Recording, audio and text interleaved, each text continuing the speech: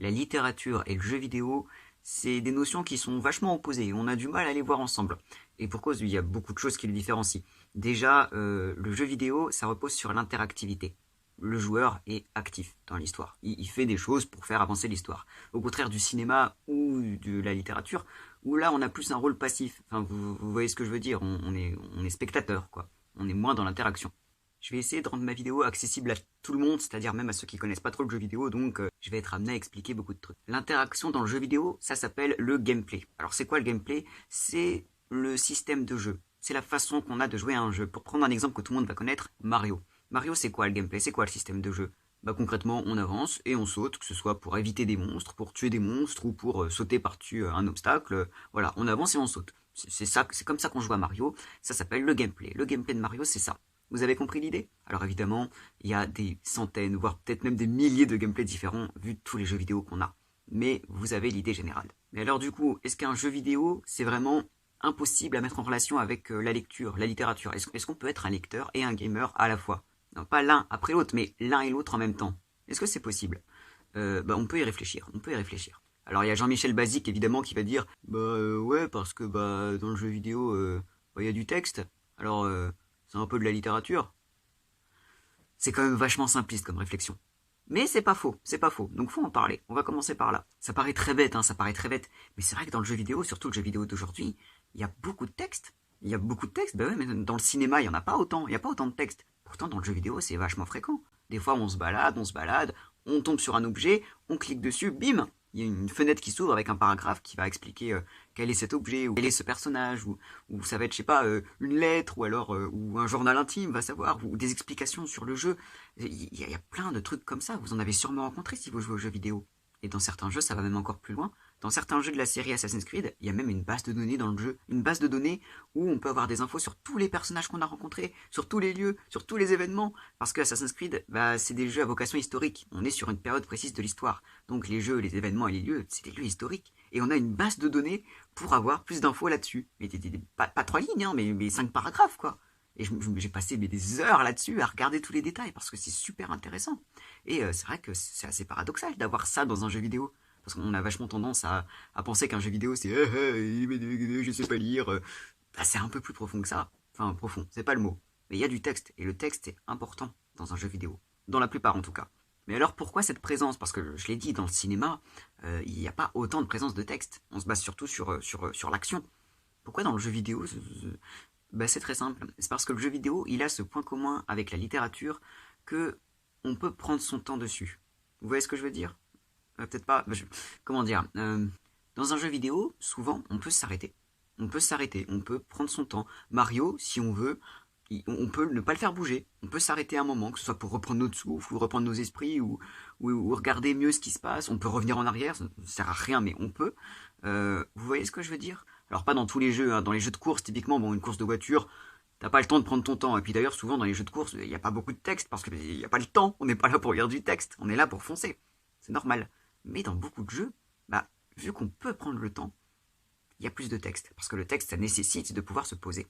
Et le cinéma est pas pensé pour ça. Le cinéma, t'es pas là pour mettre pause. Enfin, tu peux, mais c'est de la triche. Mais concrètement, le cinéma, un film, ça se regarde comme ça. T'es pas là à dire, attendez, cette scène-là, non, c'est pas fait pour. Le jeu vidéo, déjà beaucoup plus. Et ça le rapproche de la littérature. Et du coup, on peut se dire, c'est peut-être pas pour rien qu'il y a du texte. Mais bon, c'est pas parce qu'on voit 3 paragraphes dans un jeu vidéo qu'on va dire ça y est, je suis un lecteur gamer.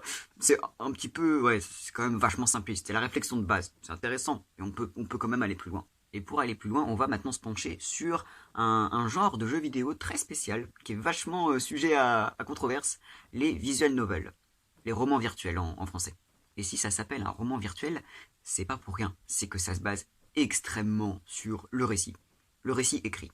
Je vais pas parler des visual novels à choix parce que c'est pas vraiment le sujet, mais vraiment visual novel pur et dur, où la seule chose qu'on fait c'est lire. Ouais, c'est lire, on suit la narration, c'est une petite histoire, il y a les dialogues des personnages, et on suit la narration écrite. Alors évidemment, c'est pas que juste du texte, il y a aussi il y a souvent des graphismes en rapport avec l'action présente, on a un peu d'animation, un peu de musique.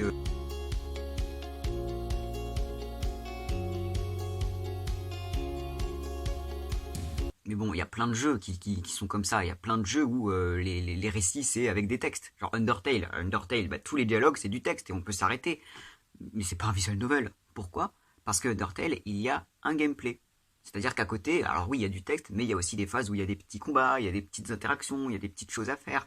Ce n'est pas un visual novel. Alors qu'un visual novel, le seul gameplay, c'est cliquer pour faire avancer, pour passer au dialogue suivant. On change de page. Le seul gameplay, c'est tourner la page. C'est pour ça que c'est assez spécial. C'est concrètement, c'est vraiment un roman virtuel. On lit une histoire. Et en même temps, bah, on lit pas une histoire. Enfin, on la lit, mais je m'explique très mal aujourd'hui. En tout cas, pour beaucoup, ce n'est pas considéré comme du jeu vidéo. Il y en a qui disent, bah non, ça c'est un roman avec des illustrations qu'on lit sur un ordinateur, mais c'est pas du jeu vidéo. Bah, pour moi, c'est pas pareil. Perso, ouais, il y a un gameplay minimaliste, mais pourquoi pas? Je trouve que c'est vraiment roman virtuel, roman jeu vidéo. On lit une histoire, on lit les dialogues, mais c'est transposé, c'est adapté au format vidéoludique, avec tout ce que peut faire un jeu vidéo, c'est-à-dire des musiques, des petites animations, des illustrations qui bougent, des personnages qui remuent, qui changent d'expression, des choses qu'un livre ne peut pas faire. Et évidemment, ça implique un gameplay ultra minimaliste où c'est juste clic, je change de page. Entre guillemets, il n'y a pas vraiment un changement de page, mais vous voyez l'idée, pour coller au côté roman. C'est très spécial comme jeu vidéo, tout le monde n'aime pas, je peux comprendre, mais c'est quand même pas anodin. Et ça montre que le jeu vidéo et la littérature, bah, ça a toujours eu un petit lien, en fait. C'est curieux, mais c'est vrai. Mais bon, jusqu'à maintenant, je vous ai que parlé du texte en mode ça c'est pour faire avancer le récit. C'est bien, mais la littérature, pour les littéraires qui me regardent, et je sais qu'il y en a, la littérature, ça s'analyse. La littérature, il y a quelque chose dans les mots. C'est pas seulement pour servir le récit. Des fois, ça sert vraiment à quelque chose, entre guillemets. Et est-ce qu'il y a un jeu vidéo où la littérature, c'est vraiment le centre du truc? Ah bah non. Ah mais si, Doki Doki Littérature Club.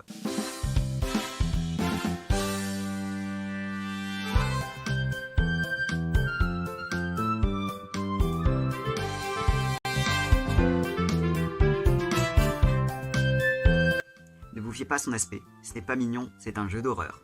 Doki Doki, ça appartient à la catégorie des visual novels qu'on vient de voir. Alors, c'est pas vraiment un visual novel, c'est un petit peu compliqué, mais c'est compliqué à résumer, je vais pas résumer Doki Doki, je vais me concentrer sur l'aspect littérature.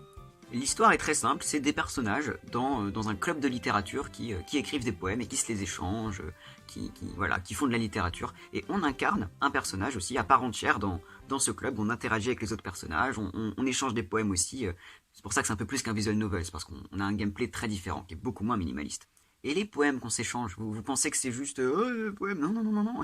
On les a vraiment, on les lit vraiment, et mieux vaut les lire. Déjà, ils sont très recherchés. Chaque personnage a un style littéraire différent, et même une calligraphie différente. C'est quand même vachement du bon travail. Et c'est pas un truc qu'il faut lire à la va-vite. Il y a sûrement beaucoup de joueurs qui ont la flemme, ils voient le poème, ils sont en mode allez, allez, je passe, hop là, l'action. Mauvaise idée, mauvaise idée. Il faut analyser les poèmes, il faut les lire avec attention. Je vous demande pas de les analyser en mode vraiment commentaire, mais faites-y attention. Parce que les poèmes, ils donnent des renseignements sur la personnalité des personnages, et c'est plutôt réaliste quand t'écris, surtout quand t'es jeune. Ce que t'écris, la façon dont t'écris, ça veut dire des choses sur toi. Là, ça veut dire des choses sur les personnages. Il y a même des secrets, des fois, tu dis, attends, elle parle vachement de ça et tout, c'est marrant. Ah, il y a plein de trucs à comprendre. Même sur le fonctionnement du jeu. C'est vraiment, il y a un personnage, un personnage en particulier. Tous ces poèmes, c'est de la mise en abîme. Ça parle de nous, de nous pas notre personnage, de nous en tant que joueur. Ça parle de tout le sens de ce jeu. C'est très compliqué à expliquer. J'ai pas le temps de l'expliquer de toute façon, mais le jeu est très très intéressant. Et les poèmes, c'est une chose, mais même les dialogues, même le récit, la narration, c'est pas non plus un truc. Tu sais, on pourrait se dire bon, les poèmes c'est important. Après, voilà, les dialogues, bon, c'est du dialogue quoi. Non, non, non, non, non, non. Tu ne connais pas Doki Doki. Rien n'est anodin là-dedans. Il y a beaucoup de dialogues qui nécessitent une deuxième lecture. Ah, il y a beaucoup de dialogues, surtout quand tu as déjà fait le jeu, quand tu les vois, tu dis attends, c'est un peu chelou. Typiquement, quand tu as une discussion sur un personnage à propos d'une fille qui ne se sent pas bien, peut-être à cause de toi, et que le personnage te dit en même temps, tu l'as vraiment placé sur la corde raide pour aujourd'hui. La corde raide. Sur le coup, tu te dis oh, ça veut rien dire, oui, enfin c'est une expression. Et le lendemain, quand la personne en question se retrouve pendue, tu te dis ah, la corde raide, quelle salope. Oui, non mais j'ai été traumatisé par ce jeu, c'est vraiment le pire jeu de tous les temps. Et il y a plein de petits trucs comme ça. Alors la corde raide, c'est le truc le plus flagrant. Mais plein de petits trucs comme ça, il faut il faut y faire attention. Le jeu est vraiment centré sur la littérature. Dans ce jeu, les mots ont un sens. Parce que tout le sens du jeu tourne là-dessus. Et c'est quand même assez rare pour être souligné. C'est vraiment un jeu où, même si c'est jeu vidéo, donc on a tendance à exclure tout ce qui est littéraire, non, le but du jeu c'est d'analyser. Le gamer, c'est aussi un lecteur là-dedans. Il faut être un lecteur et un gamer pour le comprendre. Surtout un gamer aussi, parce que là vous vous dites, oh c'est que du texte. Il y a aussi vachement une part de vraiment jeu vidéo très mise en abîme. J'ai pas le temps d'en parler encore une fois, mais très bon jeu, très intéressant, qui brise énormément de code. Super. Et la littérature en première place. Mais peut-être qu'on va me dire, oui, mais Doki Doki, finalement, c'est une sorte de visual novel, ce n'est pas un vrai jeu vidéo, c'est du texte qu'on déroule. Si tu prends un vrai jeu vidéo en 3D où tu marches dedans, il n'y aura pas cette figure du lecteur. Alors certes, ça va être beaucoup plus rare, mais est-ce que c'est impossible pour autant? Est-ce qu'il n'y a aucun jeu vidéo qui existe là-dessus et qui mette vraiment parfaitement en parallèle le lecteur et le gamer?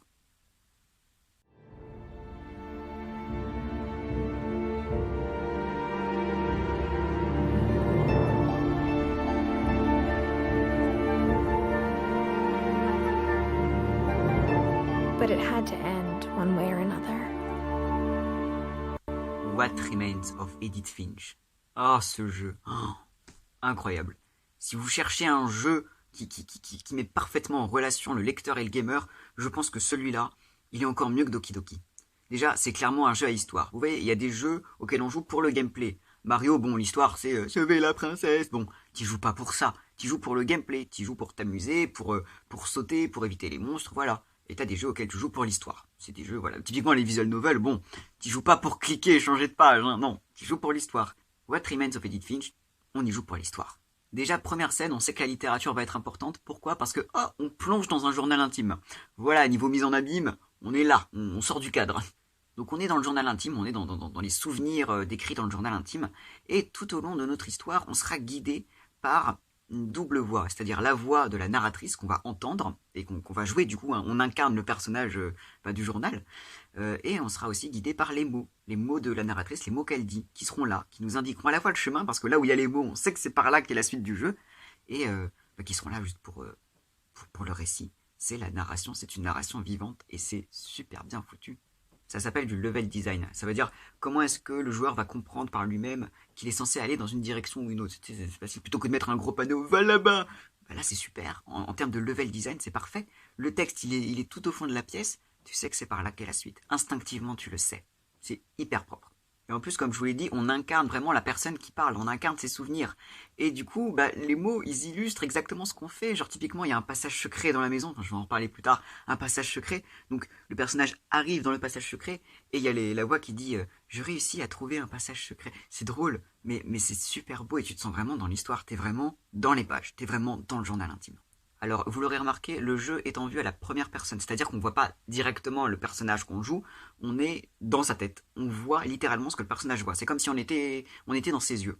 C'est un truc qui est souvent fréquent, surtout dans les jeux de tir, mais dans certains jeux narratifs. Comme ça, on se sent vraiment le personnage. On est le personnage, on est dans l'histoire. On n'est pas un point de vue omniscient qui regarde le personnage derrière. Non. On est le personnage.